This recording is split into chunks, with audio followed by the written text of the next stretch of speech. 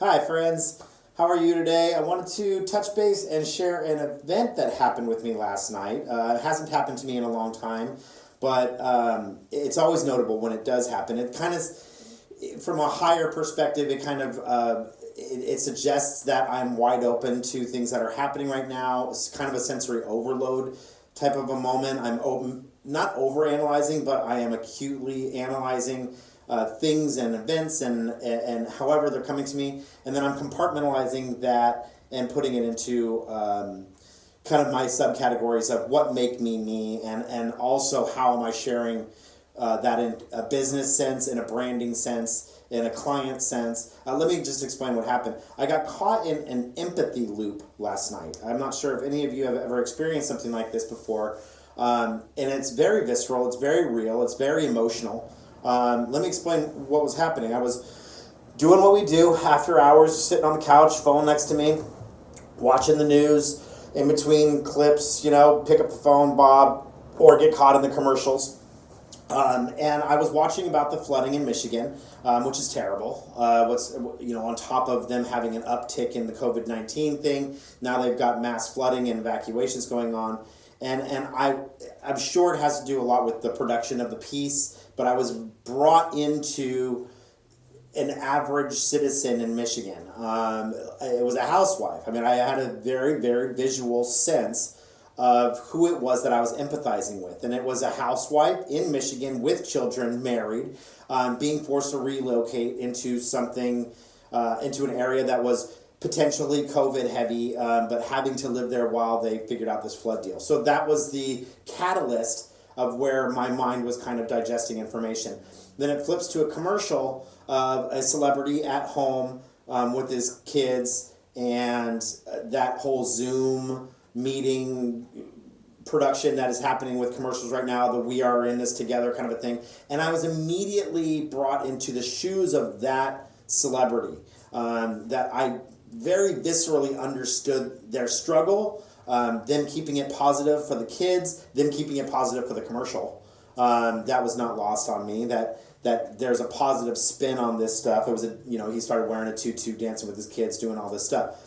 But on bookends, I was viscerally brought into the dismay and the discomfort of this Michigan housewife, and then I was also equally brought into the visceral feeling of a celebrity, nonetheless, keeping it together for his children during this COVID-19 kind of a thing.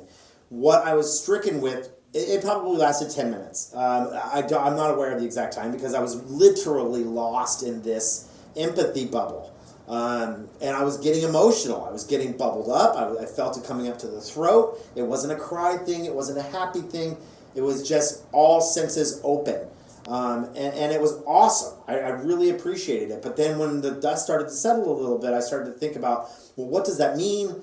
How can I share this with people that might want to know what an empathy loop or an empathy bubble is, and what to do with it? And what I came up with, what I was inspired with, was Be Love. This hashtag that I'm going to start using called Be Love. And it sounds so kind of granola and oaky, but it's not. We are gifted at this particular moment in time with time. And we're losing sight of that because we're frustrated about being home. We're frustrated about our hair being long. Not me. We're frustrating about not being able to get our nails done or go to our favorite restaurant. And so that's taking the place of what the gifts are that are at our feet. And one of the gifts that we have right now is time. We're never going to get an opportunity like this again, where we get to kind of step outside our normal routine in our life and our treadmill existence and get to breathe and be with family and get to the real root of things that matter. What's happening a lot on social media and digitally is that people are sharing opinions, and it's divisive. We're knee-jerk reaction to those that oppose our own particular viewpoints. That is contradictory to what we're experiencing. If we have all this time in our hands, we should be taking that time to not knee-jerk react, right? So stop when you're coming across your feed and you see somebody that opposes your view on something, and maybe it's ridiculous, maybe it's wrong, maybe you're right, whatever the case may be. But you have to stop and then apply the principles of love. Just be love. We all have our own personal definitions of what love is, but all of them are good, right? So take whatever your particular definition is of a particular instance and plug that into, if that means counting to 10, taking a deep breath before you respond, or in some cases not responding at all. Apply the love principle, apply the be love principle to your reaction digitally, and you will get much, much further. You're also exercising the gift of time that we have been granted at this particular moment. It was an awesome thing to happen last night. It's happened to me in the past. It hasn't happened in a long time. I think it's happening now because of the fact that I am on this new path. I feel very, very called to sharing with all of you what it is that I'm doing and how I'm doing it, and won't you come along for the ride kind of a thing. But I am wide open. I'm wide open to what's happening, and nothing is wasted on me as far as, oh, that was a flash in the pan, I'll ignore that. I'm not ignoring anything.